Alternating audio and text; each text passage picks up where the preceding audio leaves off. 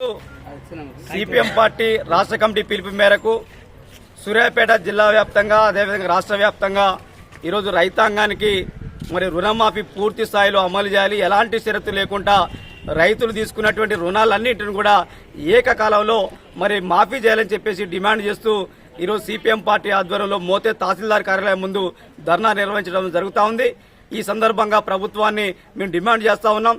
ఈరోజు గత ఎన్నికల ముందు కాంగ్రెస్ ప్రభుత్వం రైతాంగానికి కానీ అనేక ప్రజలందరూ కూడా అనేక వాగ్దానాలు ఇచ్చింది. ప్రధానంగా రైతాంగానికి సంబంధించి మేము అధికారంలోకి వస్తే రైతుల రుణాలు మొత్తం ఒకే కలంపోటుతోటి మాఫీ చేస్తామని చెప్పేసి రేవంత్ రెడ్డి గారు ప్రకటించారు. ఈరోజు అధికారంలోకి వచ్చి దాదాపు 8 నెలలు గడుస్తూ ఉంది. ఈ 8 నెలల కాలంలో మేము రైతులందరికీ రుణమాఫీలు చేశామని చెప్పేసి 33,000 కోట్ల రుణాలు చేశామని, దాంట్లో 22 లక్షల కుటుంబాలకు రైతులకు మేలు జరిగిందని చెప్పేసి ఒక పక్కన ప్రభుత్వం గొప్పలు చెప్తా ఉంది. కానీ వాస్తవంగా కానీ గ్రామాల్లో కనుక పరిశీలిస్తే అనేక మంది రైతులకు కూడా ఈ రోజు కూడా రుణమాఫీ కానటువంటి పరిస్థితి కూడా ఉన్నది. అందుకోసమే ఈ రేవంత్ రెడ్డి ప్రభుత్వాన్ని మేము డిమాండ్ చేస్తా ఉన్నాం. మీరు చెప్పే లెక్కలన్నీ కూడా కాకి లెక్కలే. ఎక్కడ కూడా ఈ జిల్లా వ్యాప్తంగా కానీ రాష్ట్ర వ్యాప్తంగా కూడా కేవలం ఈ మోతే మండలంలో కూడా కేవలం 40% మాత్రమే ఈరోజు రుణమాఫీ జరిగినటువంటి పరిస్థితి ఉన్నది. ఇంకా 60% రుణమాఫీ కూడా జరగనటువంటి పరిస్థితి ఉన్నది. దాంతో పాటు ఈ రోజు రేషన్ కార్డును ప్రామాణికంగా ఈరోజు ప్రభుత్వం పెట్టడం మూలంగా రేషన్ కార్డు ఉన్న వాళ్ళకు మాత్రమే ఈరోజు రుణమాఫీ చేస్తామని చెప్పేసి ప్రభుత్వం ఒక జీవో కూడా విడుదల చేసింది.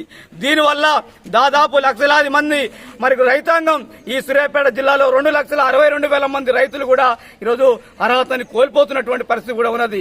అదేవిధంగా ఈరోజు మీరు రేషన్ కార్డు ప్రామాణికం అంటే ఈ రోజు ఒకే ఇంట్లో ఉమ్మడి కుటుంబంలో దాదాపు 4-5 ఎకరం 2 ఎకరాలు 3 ఎకరాలు ఉంటుంది. కానీ రేషన్ కార్డు మాత్రం ఒకటే రేషన్ కార్డు ఉంటుంది. ఆ విధంగా ఒకటే రేషన్ కార్డు ఉన్నటువంటి రైతులకు రుణమాఫీ జరుగుతుందా అని సందర్భంగా కూడా ప్రభుత్వాన్ని ప్రశ్నిస్తా ఉన్నాం. అందుకోసమే ఇంకా కూడా అనేక మంది కూడా ఈరోజు పట్టా అయినటువంటి వాళ్ళకు కూడా ధరణి పాస్ పుస్తకం వచ్చింది. కానీ పాస్ పుస్తకంలో కూడా అనేక లోపాలున్నాయి. చాలా పాస్ పుస్తకాల్లో కూడా ఆధార్ కార్డు లింకు కానటువంటి పరిస్థితి ఉన్నది. వాళ్ళకు కూడా ఈ రోజు వరకు రుణమాఫీ వచ్చేటువంటి పరిస్థితి లేదు.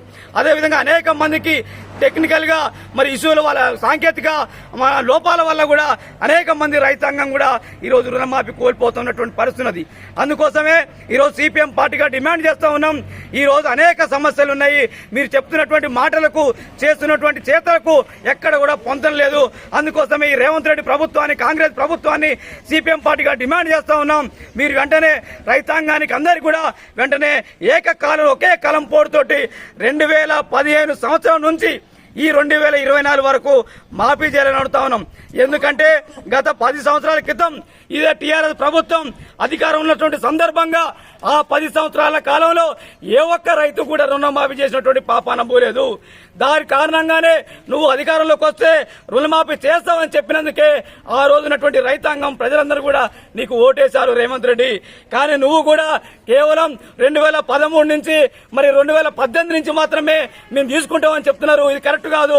2015 సంవత్సరం నుంచి 2024 వరకు డిసెంబర్ వరకు తీసుకున్న రుణాలన్నింటినీ కూడా మాఫీ చేయాలని చెప్పేసి సిపిఎం పార్టీగా డిమాండ్ చేస్తున్నాం. లేనట్టయితే పెద్ద ఎత్తున ప్రజా పోరాటాన్ని రైతులను కూడా సమీకరించి కూడా పెద్ద ఎత్తున ఆందోళన పోరాటం కూడా చేస్తామని ఈ సందర్భంగా ప్రభుత్వాన్ని హెచ్చరిక చేస్తా ఉన్నాం. అదేవిధంగా సూర్యాపేట జిల్లాలో లక్షలాది ఎకరాల్లో అసైన్మెంట్ భూములు ఉన్నాయి. ఈ అసైన్మెంట్ భూముల్ని కూడా గత 15 సంవత్సరాలుగా రైతులు పట్టాల కోసం చూస్తున్నారు. గతంలో వైఎస్ రాజశేఖర రెడ్డి గారు ముఖ్యమంత్రిగా ఉన్న సందర్భంలో 8 సార్లు అసైన్ భూముల్లో చేసుకుని బతుకుతున్నటువంటి దళితులకు బడుగు బలైన వర్గాలకు ఆ రోజు పట్టా ఇచ్చారు. కానీ గత కేసీఆర్ ప్రభుత్వం కానీ ఈ రోజు వరకు రేవంత్ రెడ్డి ప్రభుత్వం కానీ అసైన్మెంట్ భూములకు ఎక్కడ కూడా పట్టాలు ఇచ్చినటువంటి పాపానం పోలేదు. అందుకోసం ఈ ప్రభుత్వాన్ని డిమాండ్ చేస్తున్నాం. అసైన్ భూములు ఏదైతే ఉన్నాయో, ఏదైతే రైతులు గత 50-60 సంవత్సరాలుగా సేవ్యం చేసుకుని దాని మీద బతుకుతా ఉన్నారో వాళ్ళందరూ కూడా పట్టాలు చేయాలని చెప్పేసి ఈ సందర్భంగా డిమాండ్ చేస్తా ఉన్నాం.